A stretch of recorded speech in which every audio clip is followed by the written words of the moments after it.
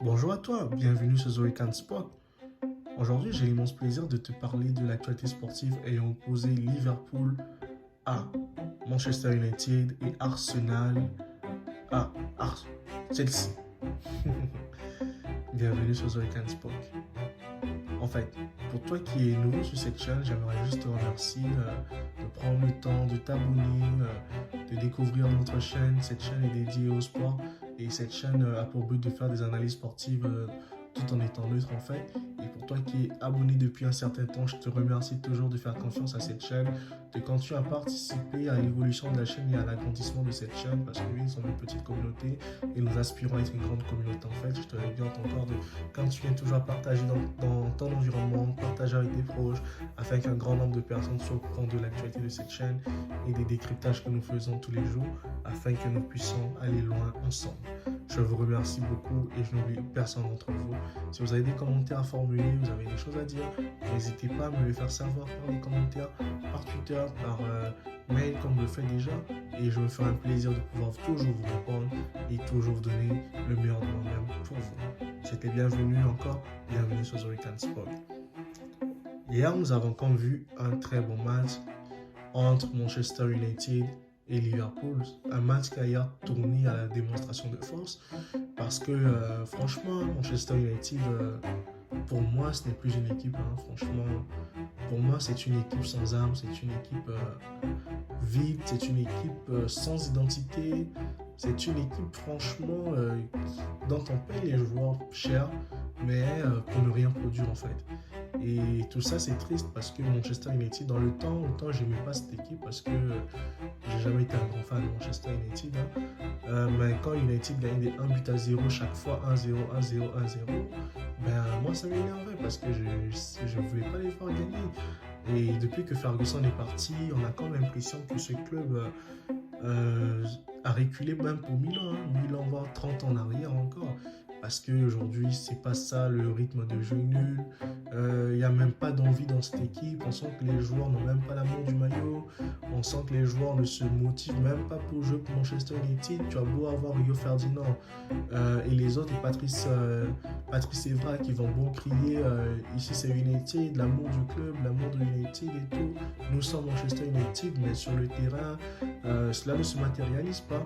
Et on voit comme des scores comme des 4 buts à 0 que Liverpool inflige à United, mais franchement c'est honteux d'aller dans un stade, jouer un match de football et de prendre 4-0. Franchement, quand on est United, ça n'a pas de sens en fait. Et qu'on a Alex Ferguson qui est vieux, qui est peut-être dire dans 80 bien 90 d'années, et que voilà quoi, il peut avoir une attaque comme ça d'investir au stade, c'est quand même incroyable. Les joueurs jouaient bien et rendaient Ferguson au moins fier parce que je pense pas qu'il est toujours heureux d'aller au stade voir des 4-0, mais un jour s'il fait une crise d'AVC, qu'est-ce que vous allez comme expliquer à sa descendance en fait, les joueurs de United?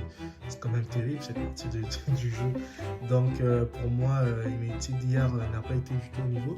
Et j'espère que le nouvel entraîneur de United saura au moins prendre des décisions fortes pour chasser les joueurs qui ne méritent plus de jouer à United. En fait, pour moi, même Phil Jones, j'ai pas compris pourquoi hier il était sur le terrain alors qu'on a Eric Bertrand Bailly qui est vraiment fort, qui est très fort. Bailly, c'est pour moi l'un des meilleurs défenseurs. Quand il joue, il est efficace. C'est un joueur qui ne commet pas trop de fautes. Il est toujours vigilant. Et on ne met pas un joueur comme ça sur le terrain. On met un Phil Jones qui n'a joué aucun match dans la saison pour jouer un grand match de la sorte, mais ça c'était un suicide en fait de la part de Ralf Rangnick en fait. Et franchement, il a donné le bâton pour se faire battre. Et je crois que les joueurs de Liverpool ont su bien exploiter ça hier. Et sinon, on a aussi vu une équipe, un milieu de terrain coupé en deux. On a un Nemanja Matic qui n'arrive même plus à respirer. Il n'arrive tellement, les efforts étaient durs. On a franchement des joueurs à une équipe qui sont perdus, qui méritent d'être virés et de faire place à la nouvelle équipe, à la nouvelle génération de United afin que ceux-ci porte l'équipe, ceci donne un nouvel élan, ceci donne un nouveau souffle au club. On a un Jens Lingard qui ne joue presque pas. Voilà, il n'a pas le temps de jeu, il n'a pas l'envie. Ça se voit qu'il n'était pas motivé parce qu'il ne se donnait pas à fond. Et Jadon Sancho, j'ai l'impression qu'on a comme son jumeau ou le joueur Sancho en médiocre en fait, qui est assis à United. Donc tout ça fait que on se pose des questions sur United, on se demande quand est-ce que ce club va se relever. Est-ce que ça va prendre encore 20 ans? Est-ce que ça va prendre 30 ans? Est-ce que ça va prendre 1000 ans? pour que Manchester United redevienne ce club qu'il était hier, qui faisait rêver, qui faisait peur, dont on détestait un peu partout. J'attends de voir. Donc pour moi, ça là, c'est vraiment terrible et c'est juste triste en fait. D'une autre part, on a vu aussi une très belle équipe de Liverpool qui a hier fait son match. Liverpool, franchement, c'est une équipe actuellement qui est injouable quand elle décide de jouer parce que oui, quand Manchester City, Liverpool n'était pas si bon que ça. Contre Benfica, ils ont fait un 3-3, c'était pas si fameux que ça. Mais quand il s'agit de certaines rencontres, surtout face à des adversaires faibles comme United, ben là, les joueurs de Liverpool retrouvent leur niveau, ils retrouvent leur expression de jeu, ils deviennent forts, ils deviennent très puissants, ils sont capables de faire des passes comme Mané a hier fait pour Salah, une très très belle passe d'ailleurs qui mérite d'être soulignée.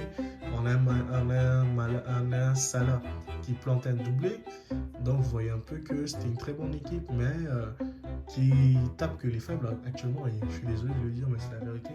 Parce que Liverpool, présentement, ne fait peur à personne, à part aux équipes faibles comme United et les autres, en fait. Mais ceci n'enlève rien au bon coaching de Jürgen Klopp, à la bonne vision de jeu de Jürgen Klopp, à son équipe, parce qu'il a su quand même remobiliser ses troupes.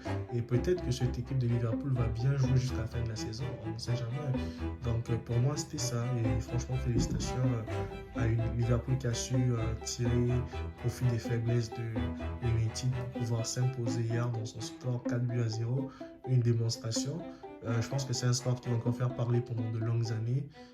On n'oubliera jamais ce qu'a dit en fait. D'un autre côté, nous avons aussi assisté à l'un des plus beaux matchs aussi de cette journée de Première Ligue, à savoir le match ayant opposé le club de Chelsea à Arsenal en fait. Waouh, quel beau match aussi de la part des Gunners, parce qu'aujourd'hui les Gunners ont pu s'imposer 4-2 face à un grand club qui est Chelsea quand même, les amis. Chelsea, c'est l'une des meilleures équipes d'Europe actuellement.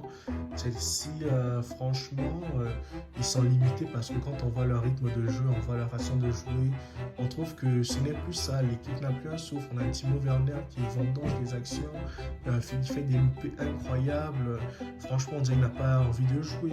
On a Romelu Lukaku qui revient de blessure, qui n'a pas encore retrouvé son niveau, qui n'est pas encore en forme totalement, mais qui essaye de jouer, mais c'est pas ça. Donc, qu'est-ce qu'on peut dire d'autre? On a un milieu de terrain, à part N'Golo Kanté qui joue bien.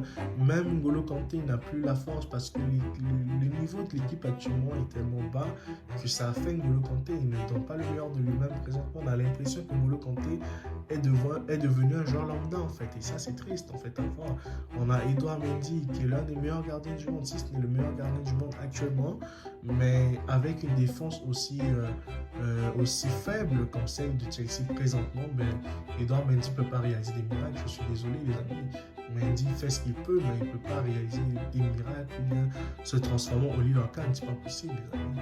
Donc ceci étant, c'était vraiment un match très nul de la part de Chelsea. Ils ont été bouffés dans tous les compartiments du jeu en deuxième mi-temps.